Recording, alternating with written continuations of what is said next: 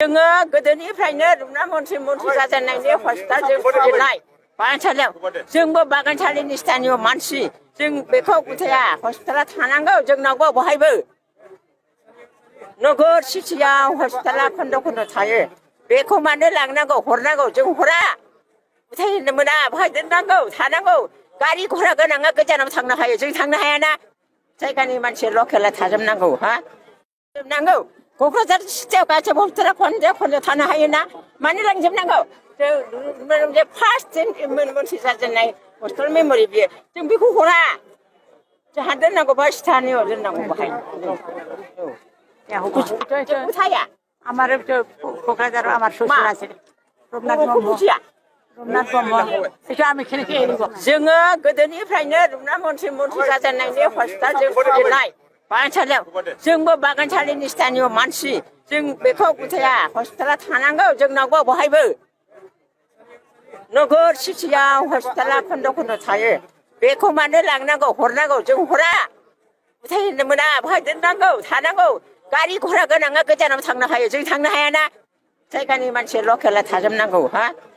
जोबनांगौ क'क्राझार सिटियाव गासैबो हस्पिटाला खन्द' थानो हायोना मानो लांजोबनांगौ जों फार्स्ट मन्थ्रि जाजेननाय हस्पिटाल मेम'रि बियो जों बेखौ हरा जोंहा दोननांगौ बा स्थानीय दोननांगौ बाहाय কোথায় আমার কোকরাঝার আমার শ্বশুর আছে রমনাথ ব্রহ্ম এটা আমি খেয়ে এলিব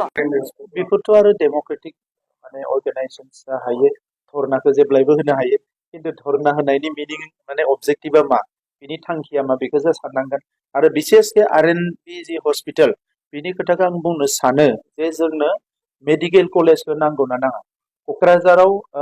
हस्पिटाला थागोन थायैनि जेबो खोथा गैया बे हस्पिटालखौ बोखारनायनि बाथ्रा गैया दा जिखिनिफोर डिपार्टमेन्टफोरखौ बेवहाय एसे माने स्ट्रिमलाइन खालामदों बेवहाय गुबै जाहोना जाबाय हस्पिटाला थांना बेवहाय सोलिनो नांगौब्ला मेडिकेल कलेजा सोलिनांगौब्ला बेवहाय गोबां पेसेन्ट नांगौ फ्राय बिथांमोना 800सो पेसेन्ट पार डे नांगौ होननानै बुंदों बेरामिफोर थांनांगोन दा बे 800 बेरामिफ्रा थांनांगौब्ला बेवहाय जुदि सारला जोबनानै थायोब्ला मोनसे जायगायाव 800 जाया दा नंखायनो क'क्राझार मेडिकेल कलेजखौ बिथांमोननो नांगोन ना नाङा बेसो सोंलु जायफ्रा दिनै धरना होदों बिथांमोननो क'क्राझार मेडिकेल कलेजखौ नांगोन ना नाङा बे खोथाखौसो बिथांमोना बुंनांगोन मेडिकेल कलेजा दिनै बेवहाय फैदों बिथांमोनाबो बिदोंमोन आरो बे जायगाखौ बिथांमोनानो सिलेक्ट खालामदोंमोन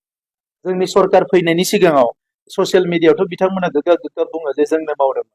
जोंनि सरकार फैनायनि सिगाङाव बे जायगाखौ बिथांमोनानो सिलेक्ट खालामदोंमोन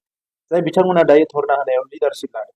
दा दिनै बिथांमोना अनलि माने सिटुएसनखौ खाराब माने नस्थ' खालामनो थाखाय ओरैनो मोनसे गाज्रि थासारि सोमजिहोनो थाखाय बेफोरखौ खालामदों जुदि बे जायगाखौ बिथांमोना होआमोनब्ला मेडिकेल कलेजा बेयावनो सावरायबाय थानाय जायामोन बै समाव बयबो लुबैयो दा जोंहाबो सानै जिहेतु एमपि जाबाय आरो साथामानो होननांगोन अदालगुरि दरंआबो जोंनिनो खावसेनिख्रुइ बारा जोंनिनो एमपि जायो दा जोंनि ओनसोलनिफ्राय साथाम एमपि थांबाय दा बेवहाय मोननांगोन बेखौ जोङो लुबैयो नाथाय दिनैनि समाव जोङो बड' एकर्डजों खालामदों बेयो इमप्लिमेन्ट जानांगोन मोजां थासारि फैबाय जों सानै एमपि देरहाबाय 10 बोसोर जोंहा एमपि गैयामोन दिनै एमपिखौ जों मोनफिननो हाबाय बेबायदि मोजां थासारि आरो जोंनि एमपिफ्रा गोदानै पार्लामेन्टआव थांदों बिथांमोना एसे पार्लामेन्ट बिजनेसखौ सोलोंनांगोन मानांगोन दा बेबायदि मोनसे जोंहा सम दङ बे समखौ जोङो नेगोन नाथाय आं लुबैयो जे जोङो खावलायफिनो जोंहा गभर्नर दङमोन आगोलाव सासे गभर्नरबो जों मोनफिननांगोन माखासे निगम निकायफ्राव जि बर्ड कमिसनफोर दङ सेन्ट्रेल गभर्नमेन्टआव बेफोरावबो जोङो चेयारमेन मोननांगोन बेफोर खोथाफोरखौबो जोङो सावरायदों आङो मिजिं हायर सेकेन्डारि उथ्रिनाय फरायसाफोरनि थाखाय गोजोनथाव खौरां BA सेथि सेमिस्टारनि थाखाय गबिन्द बसुमतारी कलेजाव मुं थिसननाया सोलिगासिनो गिबि मुं थिसननाय 100 फरायसाफोरनि थाखाय स्पेशल अफार आरो गुबुन गुबुन रोखोमनि बेसेन नाङै क्लासनि खाबु होनानै मुं थिसननायनि हाबाफारिया गबिन्द बसुमतारी कलेजाव सोलिगासिनो फरायसाफ्रा गावनि गोसो बायदि साबजेक्टफोरखौ सायख'नानै लानो हागोन लोगोसे basic computer class self defence spoken English class बायदि खाबुफोरखौ फरायसाफ्रा बेसेन नाङाजासे लानो हागोन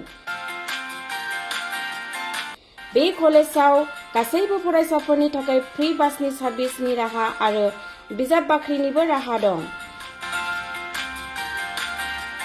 आरो बे खेबनिफ्राय भिउ सेन्टार अदेबानि एग्जाम सेन्टार महरै फरायसाफ्रा गबिन्द बसुमतारी कलेजावनो आनजाद होनो हागोन। गबिन्द बसुमतारी कलेजाव एसेल' बेसेनावनो मुं थिसननानै कलेजनि राहानि खाबुफोरखौ लानो हागोन। रोखायै मिथिनो थाखाय फारियै होनाय जानबुं नाम्बाराव कन्टेक्ट खालामनो हागोन।